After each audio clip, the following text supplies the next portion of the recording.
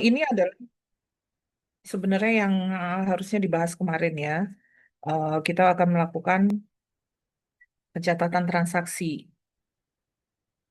Bentar, saya kayaknya sebentar. Bentar ya, lupa saya.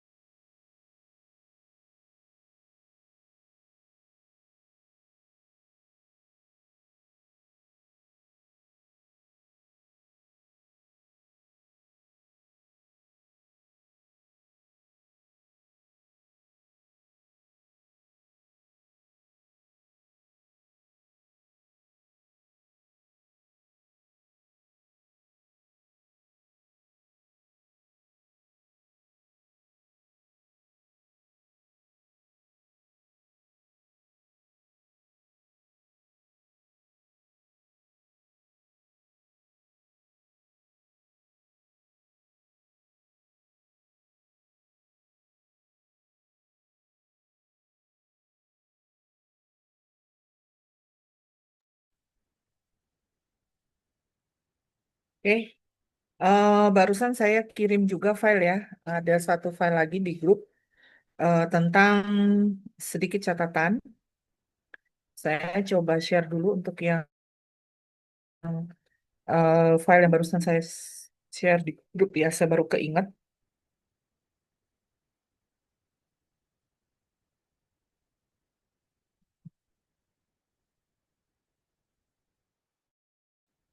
Hmm, Kenapa ini?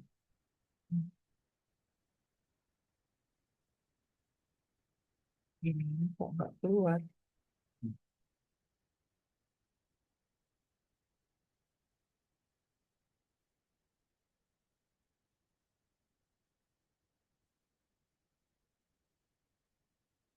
Sudah terlihat screen saya?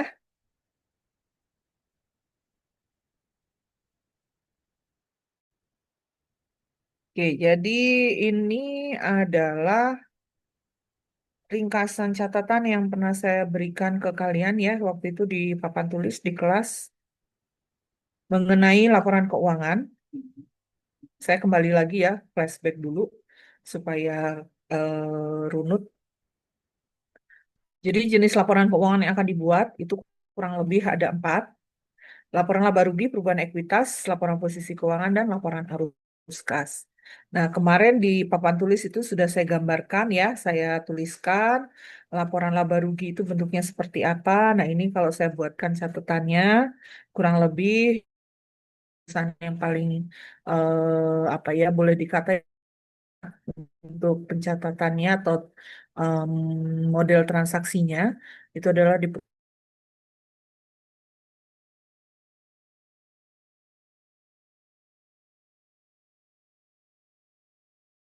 perusahaan jasa karena hanya mencatat adanya penilaian profitnya yang kita dapatkan dari hasil laporan income statement ini atau laba rugi, jika ada lebih, jika ada selisih lebih antara pendapatan dengan bebannya, maka dikatakan laba. Ya, jika pendapatan lebih besar daripada yang kita keluarkan, berarti perusahaan dalam kondisi surplus atau profit atau mengalami laba. Nah, laba ini akan mempengaruhi periode eh, laba berjalan itu akan mempengaruhi modal perusahaan di akhir periode di akhir pelaporan. Makanya ada istilahnya per.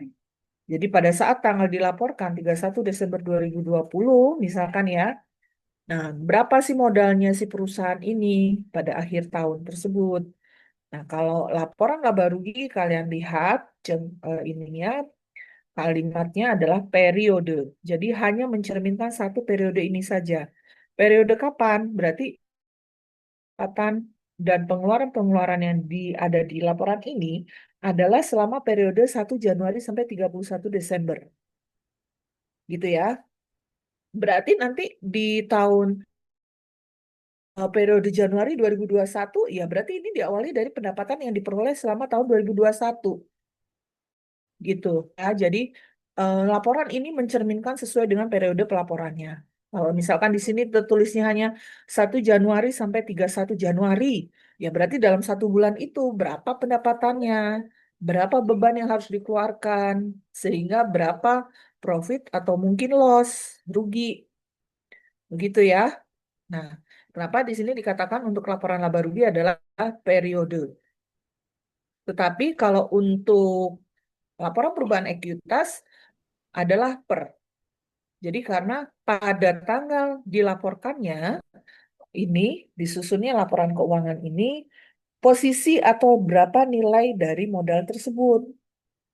Maka kalau misalkan diketahui setoran awalnya, modal awalnya itu adalah 100 juta, dan di tahun selama 2020, perusahaan membukukan keuntungan, nilainya adalah 28 juta, kemudian selama 2020 si pemilik usaha juga menggunakan uang untuk uang perusahaan untuk kepentingan pribadinya atau ada istilah khususnya adalah prive atau withdrawal.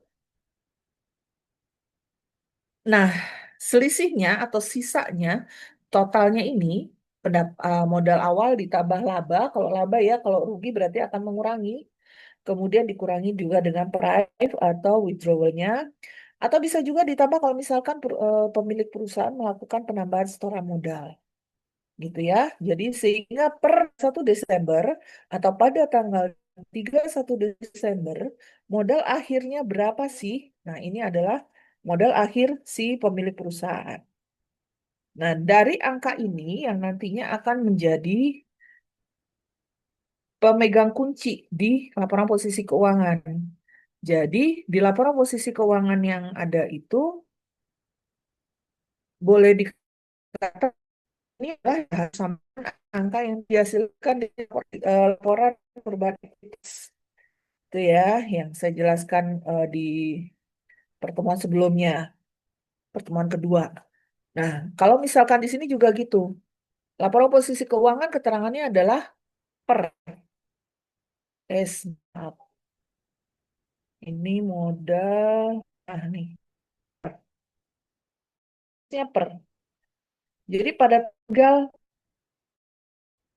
berapa sih uang kasnya? Nah, nanti uang kas yang semula dilaporkan pada tanggal 31 Desember itu menjadi awal dilakukannya eh, transaksi atau pembukuan pelaporan pada 1 Januari 2021 hingga, nah itu yang ditentukan apakah periodenya bulanan atau triwulan atau tahun per 31 Januari 2021. Nah, nilai kas yang semula di akhir tahun 2020 ketahuan 40 juta, ya nanti akan terlihat transaksinya dipengaruhi oleh apa aja. Berapa yang menambah kas, berapa yang akhirnya mengurangi kas. Gitu ya. Nah, saya harap ini sudah paham. Jadi ini saya hanya mengulang sekilas saja supaya nyambung. Kemarin kalian juga mungkin belum apa ya istilahnya belum jelas sekali gitu ya, belum apa kalau orang Jawa bilang belum gamblang gitu ya. Nah, di sini minggu kemarin yang saya bahas adalah pencatatan.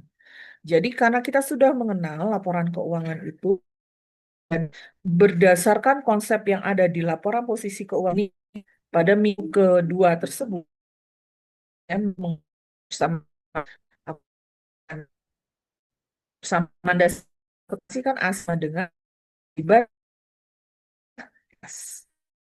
atau A sama ditambah E, di mana aset yang terdiri dari K, muka, perlengkapan, peralatan, aktiva tetap gitu ya. Nah, itu hartanya perusahaan atau sumber daya yang dimiliki oleh perusahaan, nilai totalnya harus sama dengan jumlah kewajiban dan ekuitas. Ya. Nah, ini sebagai dasar juga selain kemarin samaan dasar akuntansi, konsep yang ada di laporan posisi keuangan ini yang membawa kalian atau apa istilah mengantarkan kepada kita bahwa ini adalah bagaimana mekanisme pencatatan transaksi yang terjadi di perusahaan. Di mana untuk kelompok aset atau harta ini juga rekening debit. Artinya apa kok rekening debit? Jika nilai aset harta atau harta di sini bertambah nilainya, maka pencatatannya kita akan di sebelah sisi debitnya. Dan sebaliknya, jika kita menggunakan aset atau dengan kata lain nilai asetnya berkurang, maka kita akan mencatatnya di sebelah kredit. Ya, kemarin saya sampaikan bahwa untuk aset kita bisa mencatat aset ini, rekening-rekening yang ada di kelompoknya aset atau harta, itu bisa dicatat sebelah debit ataupun kredit. Misalkan karena ada penghasilan berarti kasnya kita kan bertambah, maka debitnya adalah kas. Tetapi pada saat misalkan kalian membeli perlengkapan, contohnya gitu ya, secara tunai, maka kasnya kan akan dipakai untuk membeli perlengkapan. Perlengkapannya bertambah, kasnya berkurang. Nah, karena perlengkapan bertambah, berarti perlengkapan akan dicatatnya sebelah debit. Kalau begitu kreditnya apa? Yang tadi berkurang apa? Adalah bayar dengan uang tunai, beli perlengkapannya, berarti kasnya berkurang. Begitu ya, konsep dari pencatatan double entry. Demikian juga yang di sebelah kewajiban dan ekuitas. Karena kita tahu sebelah kiri ini, aset ini itu adalah debit.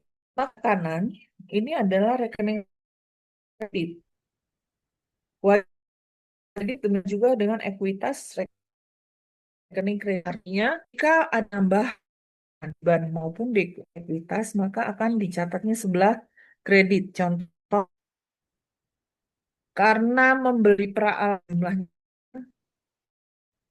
membayar baru membayar.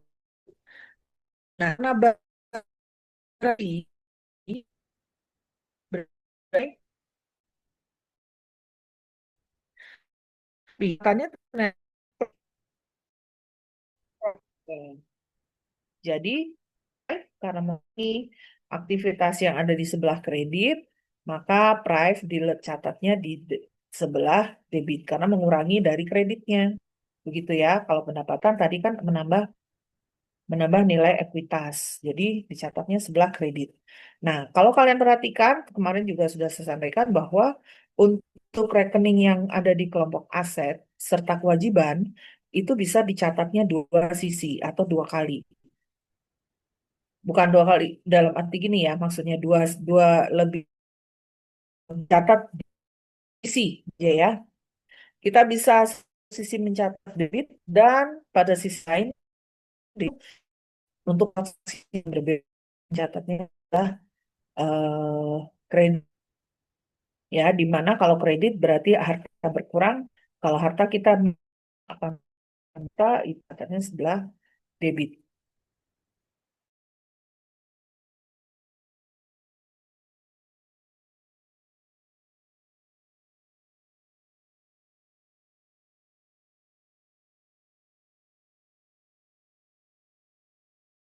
Demikian juga dengan kewajiban.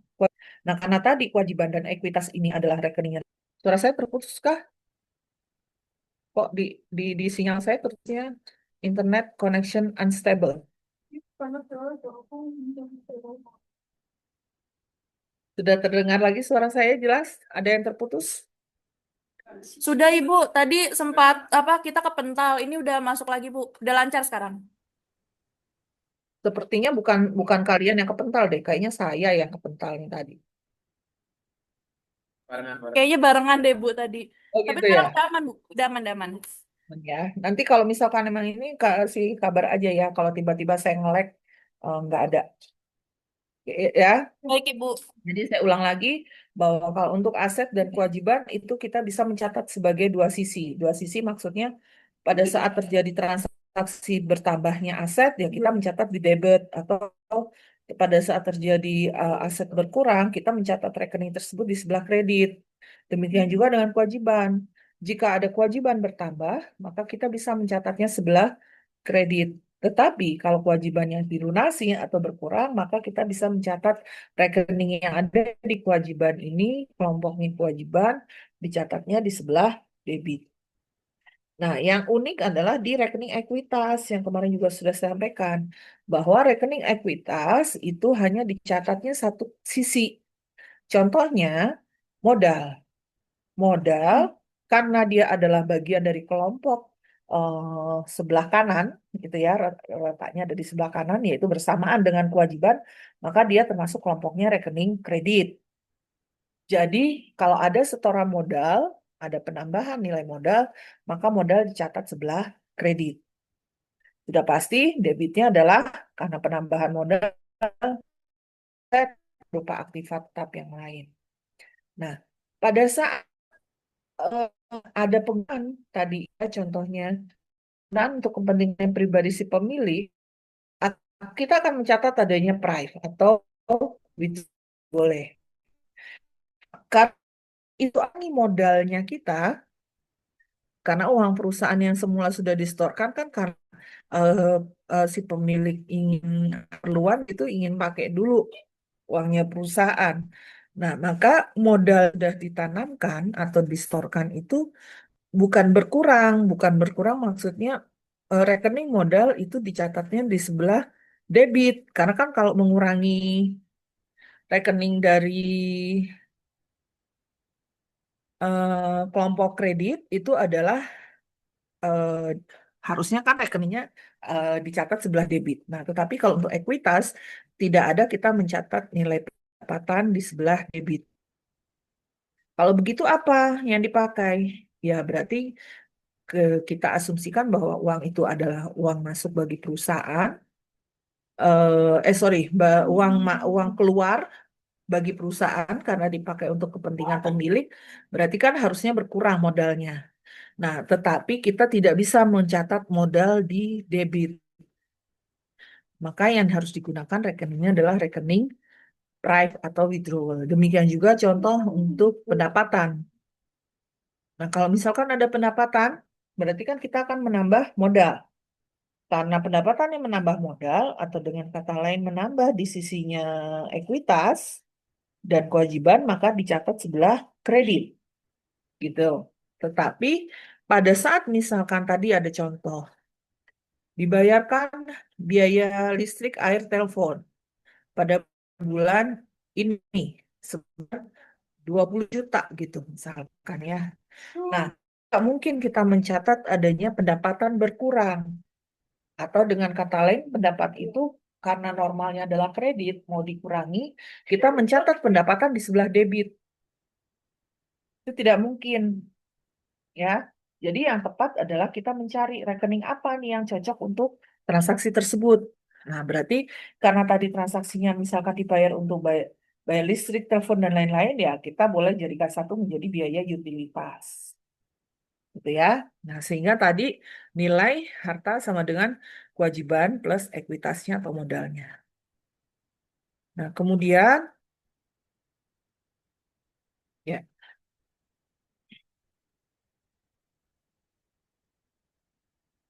bentar ya.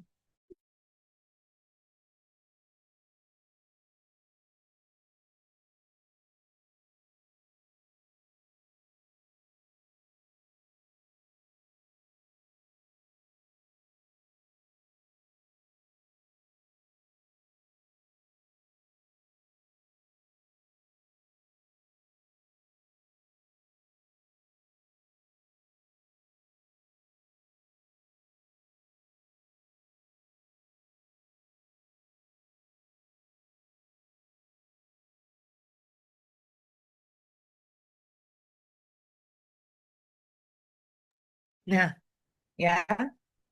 Jadi tadi kita konsep double entry-nya itu sudah paham ya, ada berangkat dari persamaan dasar akuntansi, yaitu yang berasal dari laporan posisi keuangan bahwa kelompok aset itu merupakan saldo normalnya adalah saldo normal debit, sedangkan kewajiban dan ekuitas saldo normal sebelah kredit.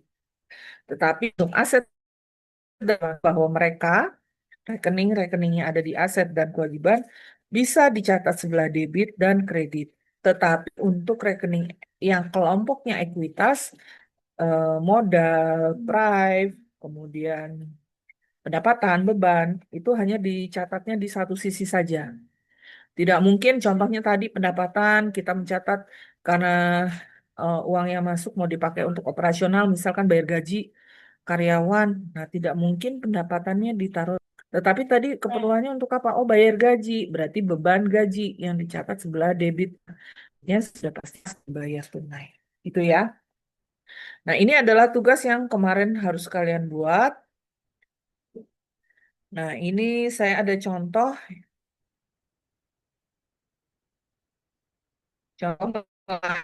tugas kalian nanti ini kan adalah catatan ya, sifatnya catatan, jadi nanti kalian bisa pelajari lagi.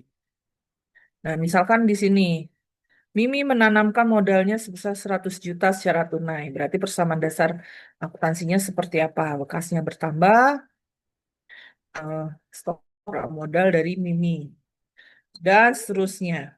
Ini saya anggap kalian sudah bisa ya. Nah, di sini berarti kan kalau ada tanda kurung adalah transaksi yang mengurangi aktiva. Contoh ini ya, membayar sewa ruko untuk jangka waktu 1 tahun. Nah, karena ada kata-kata kunci di sini jangka waktunya selama 1 tahun kemudian ke depan, berarti kan belum terjadi, maka kita menggunakan rekeningnya adalah rekening sewa, tetapi untuk jangka waktu ke depannya. Jadi sewa dibayar di muka.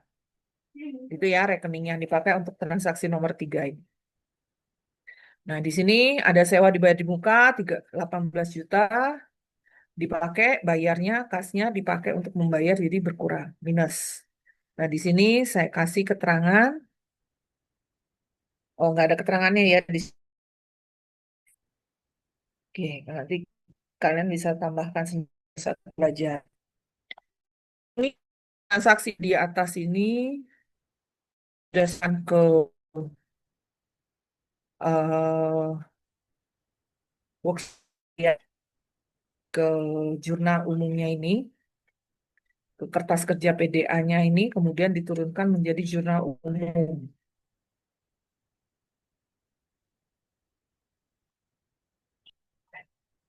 Bentar.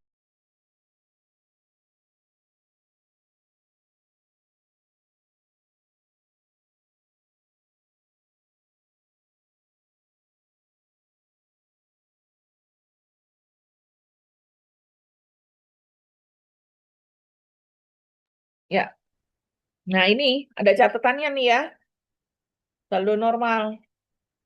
Ini buat rumusnya kalian.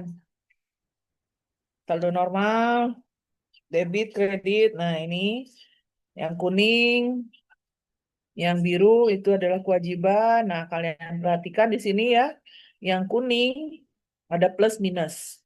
Yang biru juga demikian plus minus. Yang ekuitas tidak ada minus. Tetapi minusnya berupa debit menggunakan dengan rekening yang lain. Ya. Nah, dari transaksi yang PDA tadi, kita dengan mudahnya untuk memasukkan, misalkan ini tadi, persamaan dasar akuntansinya, yang pertama ini kan karena ada setoran modal ya, Mimi menanamkan modal. Kita mengetahui yang berpengaruh itu adalah rekening aset, kasnya bertambah, dan di rekeningnya sebelah equity itu adalah modalnya Jadi, karena kita pakai prinsip yang ada di sini, yang di catatannya, bahwa kalau modal bertambah itu sebelah kredit. Jadi, di jurnal umumnya, modalnya dikredit, tulis 100 juta. Dan kasnya, kita tahu bahwa kas di PDA-nya, kasnya bertambah, asetnya bertambah, tadi rumusnya adalah aset bertambah, kita mencatatnya di sebelah debit. Kasnya bertambah, jadi sebelah kas, kita cash. Oke ya, sampai di sini kemarin tugasnya ada kan? Ini adalah tugas yang kalian kemarin.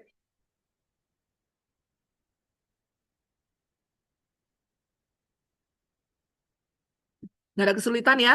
Atau ada yang mau ditekan? Dan yang kemarin, sebelum saya lanjutkan, Aman Bu, aman. aman. Oke, good, lancar. Nah, berarti setelah kita menyelesaikan pencatatan ini, jurnal ini, debit kredit harus. Kalau ada, berarti kita kemungkinan ada pencatatnya gitu ya. Nah, kalau sudah selesai kita mencatat, maka kita bisa melakukan istilahnya posting, menempatkan transaksi ini sesuai dengan kelompok rekeningnya. Nah, misalkan tanggal 1 ini ada rekening kas dan ada modal. Berarti nanti kita buatkan di buku besarnya. Nah, di buku besarnya belum ada ya. Nah, contohnya di sini buku besar, saya sekarang aja. Buku. Ada kas. Nah, kas tadi sebelah debit berapa itu tadi nilainya 100 juta.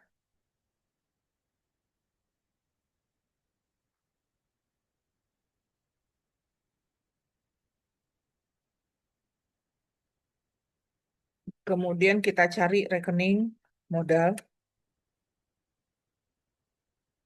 Nah, rekening modal di sini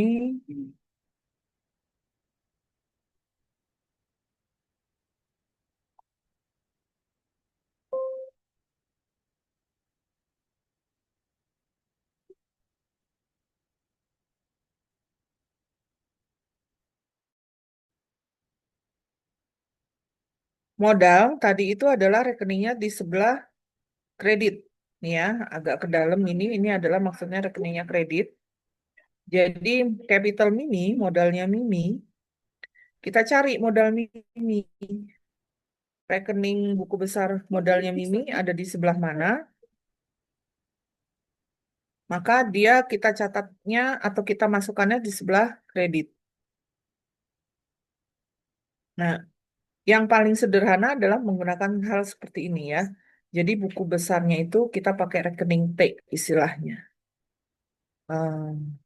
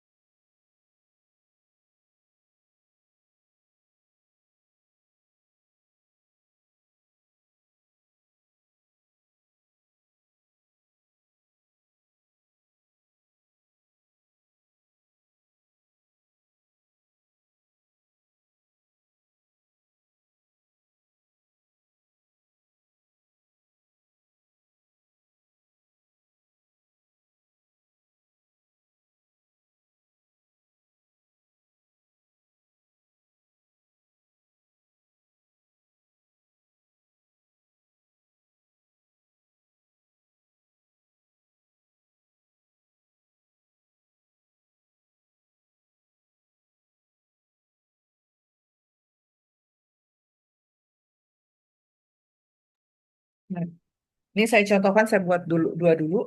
Jadi kenapa disebut dengan T account atau rekening T? Kalau kalian lihat di sini, ini seperti huruf T. Jadi judulnya di atas ini di tengah-tengah, kemudian kalian buatkan seperti ini huruf T. Sebelah sisi kiri, kalau ini adalah rekening aktiva atau aset, berarti debit. Sebelah kanan ini itu adalah akan untuk mencatat kalau eh, aktivanya atau asetnya perusahaan mengalami pengurangan. Ya, terutama di sini kasnya berturun. Jadi dia akan dicatat sebelah kredit. Demikian juga dengan modal. Modal tadi kita ingat bahwa dia adalah rekening ekuitas. Maka penambahan modal itu akan dicatat di sebelah debit. Jadi modalnya kita masukkan di sebelah debit. Sampai di sini ada yang ditanyakan?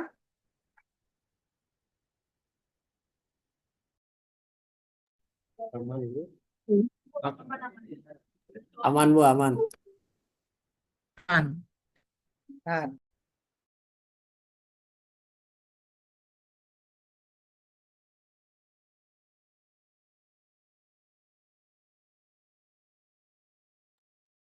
Maaf ya, saya sambil minum dulu, agak kesel. Oke, kita lanjut. Misalkan transaksi yang kedua. Ada prepaid. Prepaid ini adalah dibayar di muka, beban dibayar di muka. Jadi biaya yang kita keluarkan contohnya tadi ya, kita mengeluarkan saat ini, tetapi semanfaatnya itu masih ke depan. Belum dipakai sekarang. Ya, tapi kalau apa yang kita bayarkan itu masa manfaatnya, penggunaannya bisa bisa diakhiri pada saat kita uang bukti itu langsung aset, bukan bukan pakai rekeningnya, rekening bayar di muka.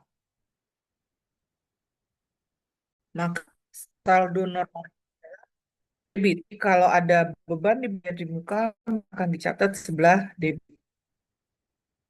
Jadi di sini tadi ada beban yang dibayarkan di muka sebesar 3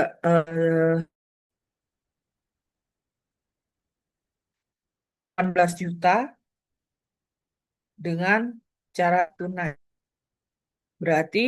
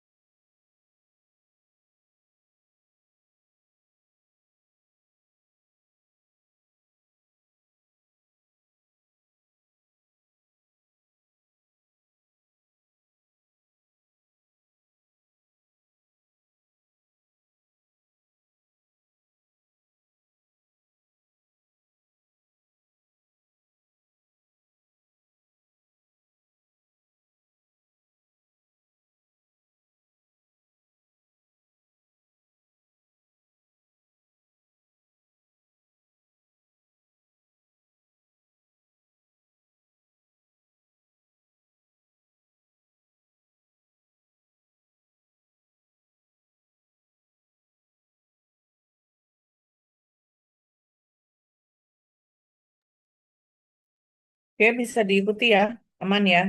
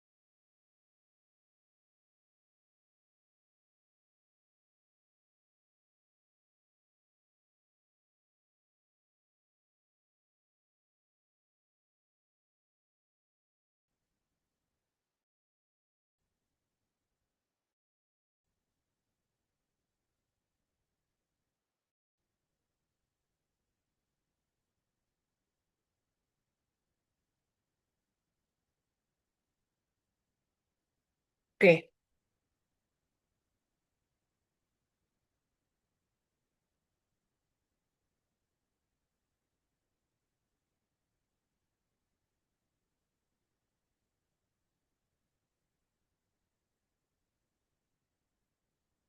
Nah, diasumsikan kita udah selesai ya semua transaksi.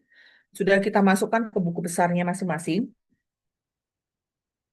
Pasti ada selisih antara debitnya dengan kredit. Nah, masing-masing selisih ini yang disebut dengan saldo. Misalkan kas. Eh, kas ini 100 juta ya.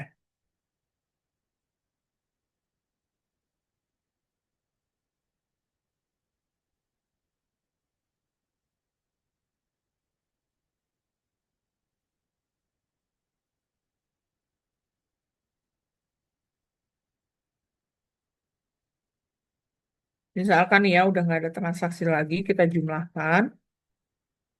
Maka sebelah debit dan sebelah kredit itu pasti akan ada perbedaan. Ada selisihnya. Contohnya ini, kas. Kasnya di debit ada 100 juta, tetapi kredit hanya 18. Berarti selisih lebihnya berapa?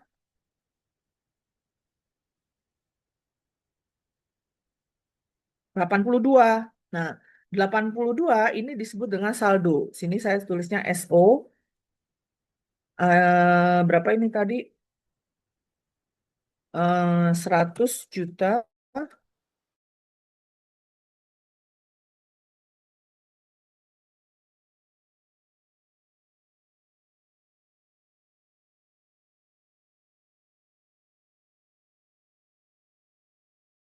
Nah, saldo ini disebut dengan saldo debit. Artinya karena lebihnya itu punyanya debit. Jadi disebut dengan saldo debit. Meskipun kita mencatatnya sebelah kredit. Tapi kalau dicatat sebelah kredit seperti ini, seperti yang ada di layar kalian yang kalian lihat sekarang, ini disebut dengan saldo debit. Karena memang yang lebih itu punyanya debit. Cuma untuk menyeimbangkan, kalau misalkan di sini kita jumlahkan, kan tadi awalnya adalah nggak seimbang ya. Debitnya 100, kreditnya cuma 18. Nah, sekarang coba kita lihat setelah adanya saldo tadi kita jumlahkan, akhirnya antara debit dan kredit sudah sama. Nah, kumpulan dari masing-masing saldo-saldo ini, misalkan di sini ya, saya lanjutkan dulu, karena di sini jumlahnya adalah 100 juta, kreditnya, debitnya itu tidak ada, berarti di sini kan harus ada penyeimbang. Nah,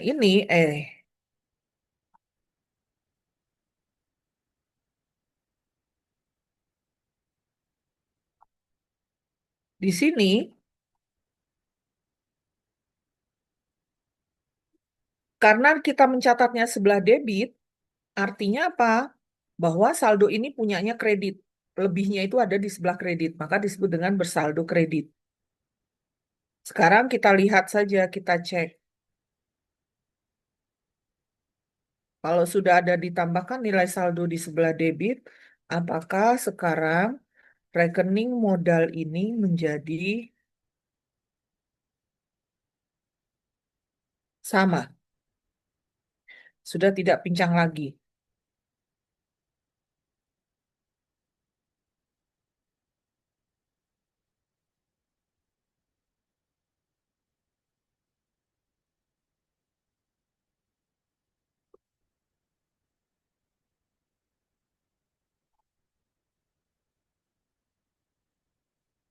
Sudah sama ya? Nah, kumpulan-kumpulan ini saya kasih warna apa ya? Biru deh.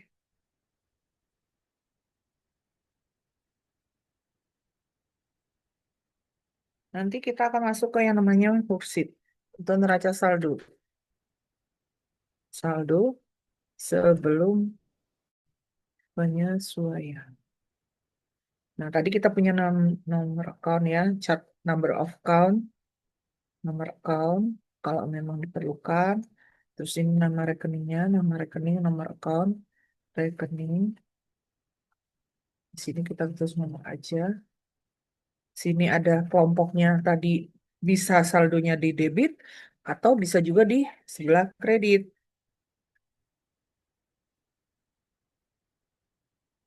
Oh, kurang.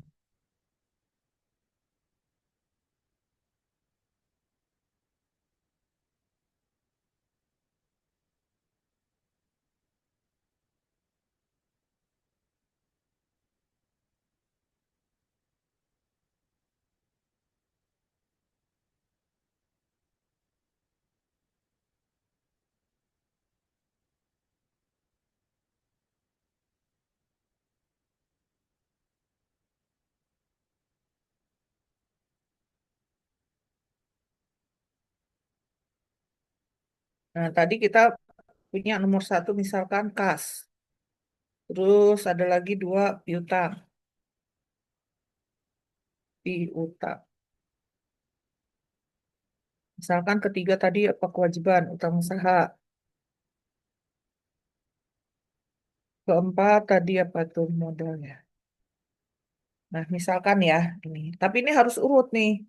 Sesuai dengan kelompok rekening. Makanya tadi harus diselesaikan dulu. Ini asumsinya udah selesai. Berarti di sini ada prepaid rent, sewa dibayar di muka,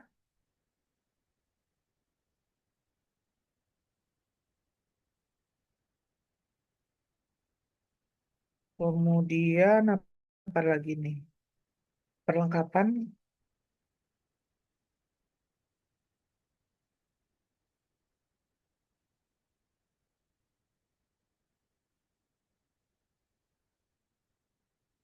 Nah, kita tahu tadi kasnya di buku besar ini adalah selisihnya selisih lebih di sebelah debit. Debitnya lebih banyak. Berarti kita pindahkannya ke sebelah debit. Kasnya 82 juta. Eh,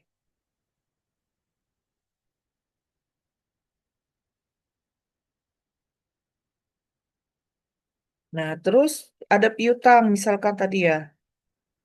Piutang, kalau kalian udah ketemu, nanti, ini ya contohnya ini. Jurnalnya di sini ada 19 juta.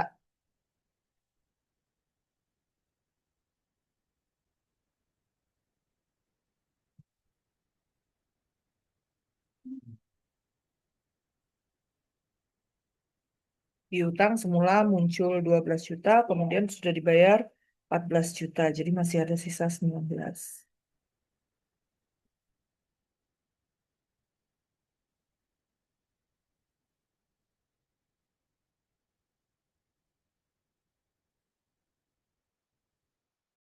Kemudian ada perlengkapan dan lain sebagainya.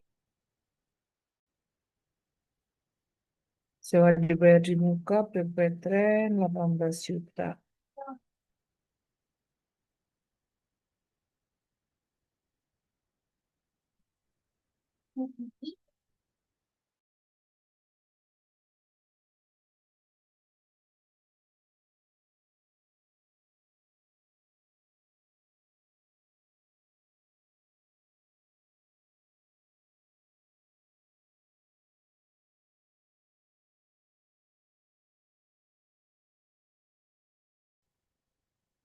Tuh,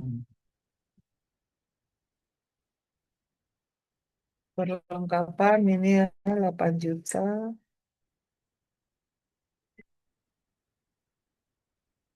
Kemudian ada hutang usaha,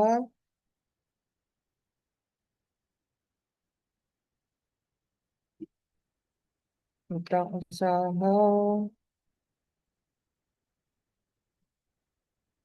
100 juta.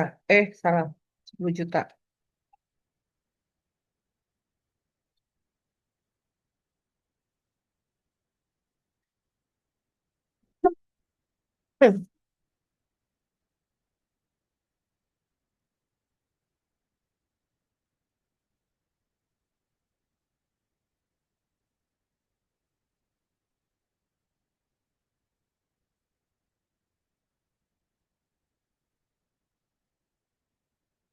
Nah, di sini harus sama nilainya yang dicatat sebelah debit dengan kredit.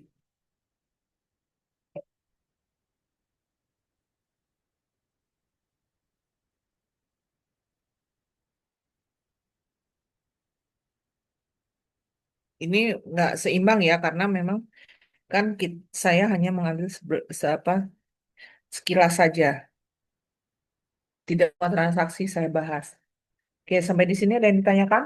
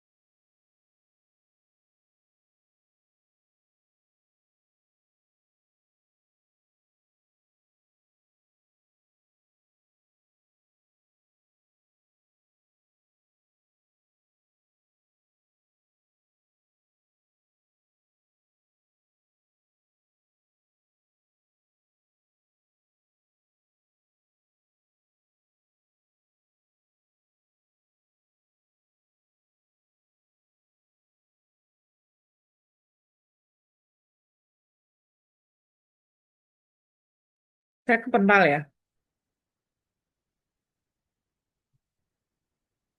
Oke, ada?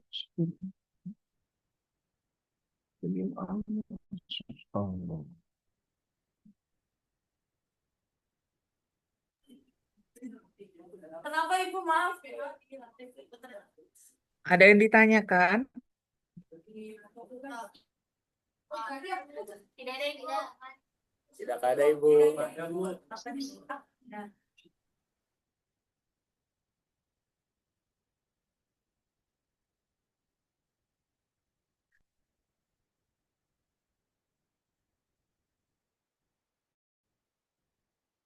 Hah?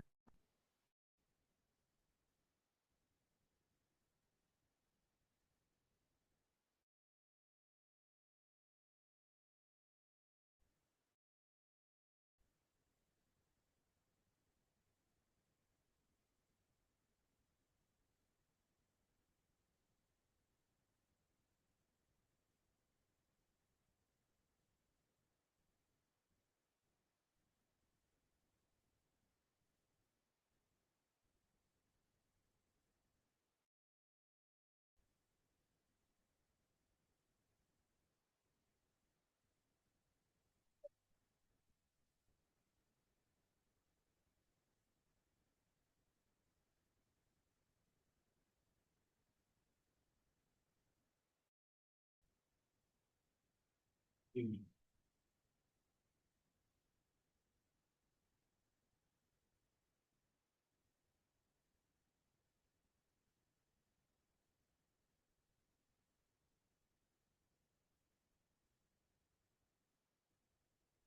ya.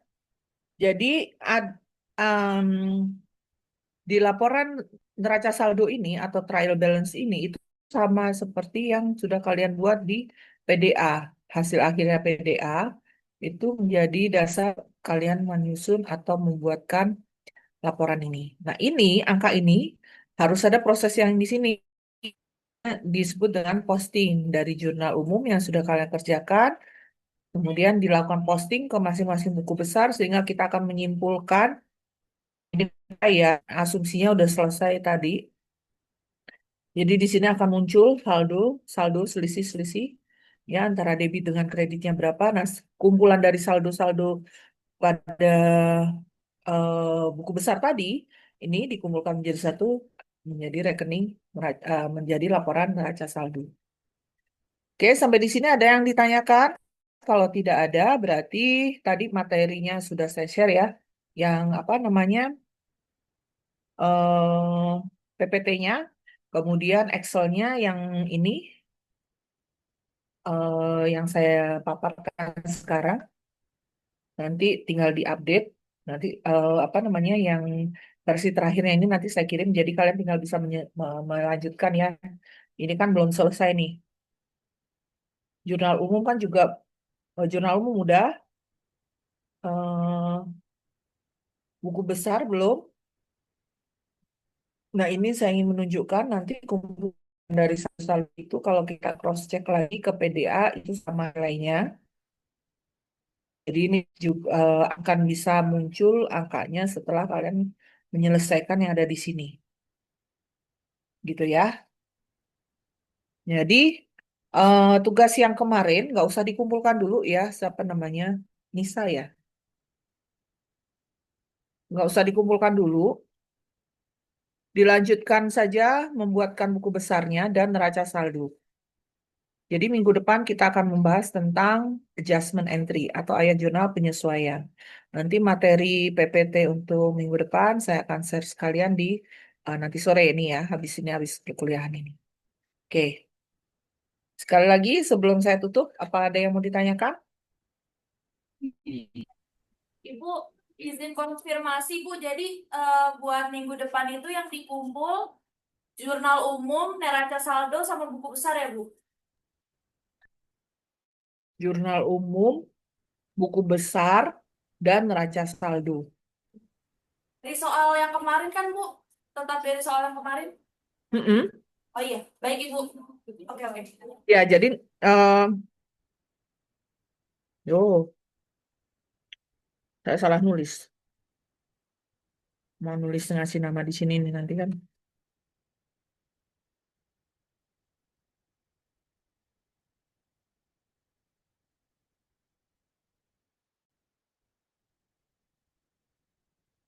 Ya, ya.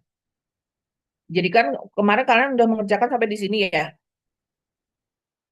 Nah, jadi tinggal lanjut buku besarnya, dibuatkan sesuai dengan rekening yang dipakai. Kemudian dari buku besar kita ketahui berapa saldo dari masing-masing rekening, berapa selisih yang masih ada. Jadi kalian bisa menyusun ini, neraca saldo, trial balance. Balance.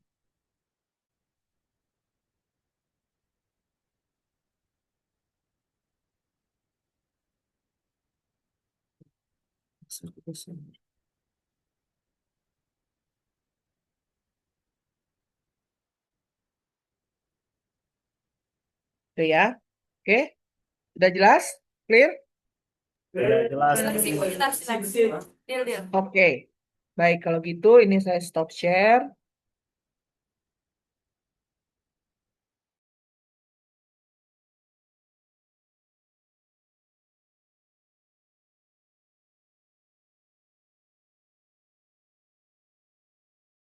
Nanti akan saya share ya ke grup sekalian tentang adjustment entry kita saldo. Kenapa? Oke, baik kalau gitu saya izin live ya. Terima kasih. Selamat sore semuanya. Hati-hati di perjalanan pulang. Terima kasih, Bu.